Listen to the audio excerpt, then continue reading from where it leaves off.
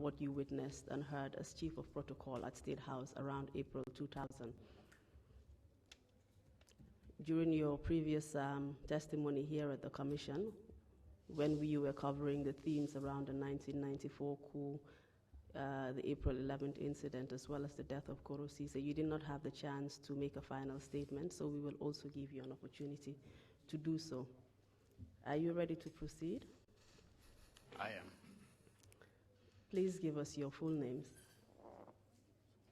I am Demba Njai.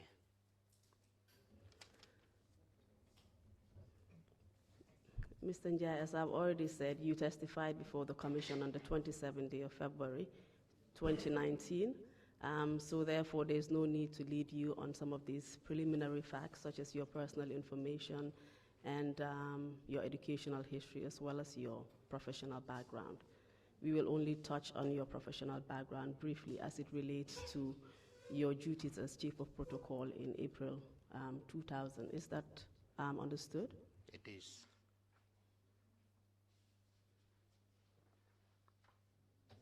It is correct that in 1997, you became Chief of Protocol at the State House. It's correct. And can you tell me what your role as Chief of Protocol was? Well, as Chief of Protocol, basically you are responsible for the programs of the President, minuting files of those whom he would meet, preparing the office, participating in national events, advising at times if necessary. If you see that things are not the right way and you have the opportunity, you advise and make sure that the situation is okay. And would it be correct to say that as your role as Chief of Protocol, you were closely interacting with the President? I was. And I had the opportunity not only during hours of Chief of Protocol, but in most times when I close work, he would call me and I would be at the State House with him till late hours before I go back home. And what would you describe your relationship with the President as? Very cordial then.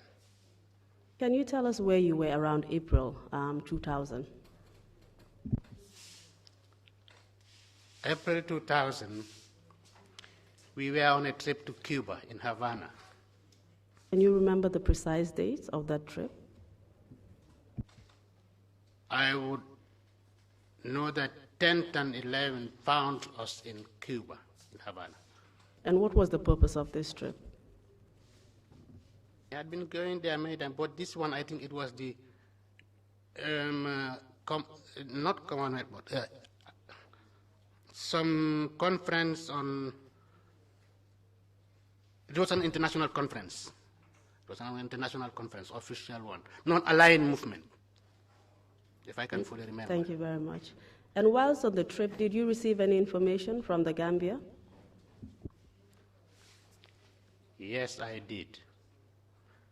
That there was a student demonstration and that some students died from it. Did you receive any further details about this demonstration? Not from anybody else, but I know there was a time the President called me to his house, his room, and asked me to contact the pilot and that we make a flight plan immediately for a return to the Gambia, unannounced, to arrive in the Gambia between 3 and 4 a.m. and arrive secretly, that is unannounced. When did the President give you this information? If I may fully remember, it should be a day after the incident that I heard of the killing of these students. Would that be the 11th of April? It could be. Do you know whether the President was informed about the demonstrations on the actual day of the incident, which was the 10th? I may not be aware, but I know he should be.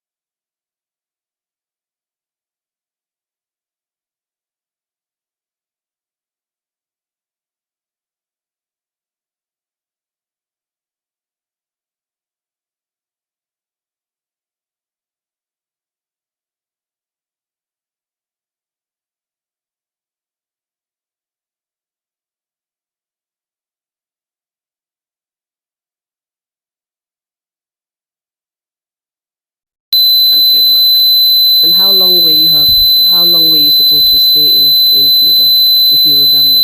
I think we may have spent 2 more other days, but we had to cut it short and come. Do you know why you had to cut the trip short?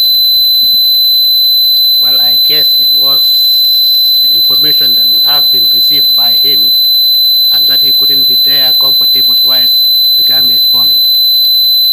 And under what circumstances did you arrive in the Gambia on the April 11, 2000?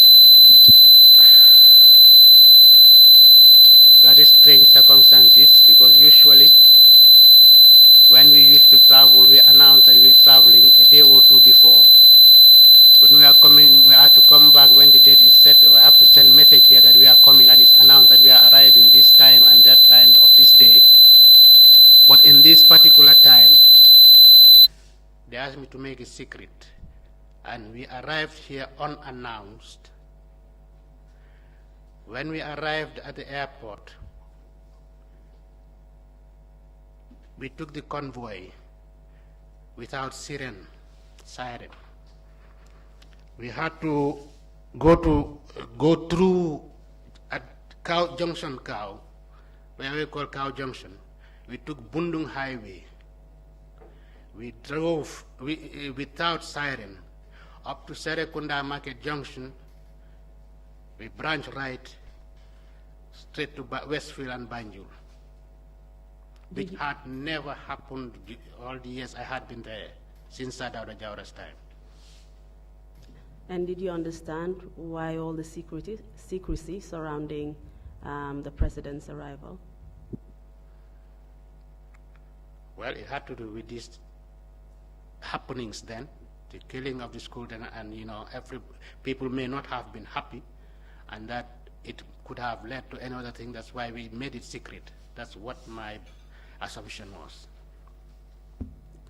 And after you arrived in the Gambia, did you personally come to find out the circumstances surrounding the April 10th and 11th demonstrations? Well, he may have been briefed by the government and the authorities responsible.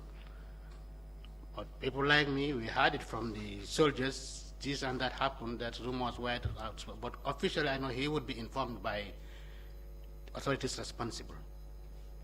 What about yourself? Did you find out anything about the demonstrations? Yes, because after a day or two, I went out the streets. I saw the damages done, like Westfield, Gamtel, some telephone booths, and I think a police station that was vandalized. And did you come to know under what circumstances these properties were damaged and vandalized? Yes, I had the students, after some killings, were also mad, and they had no other arms but to see anything belonging to the state to destroy. And that's why they were doing that, I believe. And do you know who actually carried out the killings that you mentioned, the killing of students? Were you informed? No, I had not been informed. And you didn't come to know at a later date? Well, as time went on,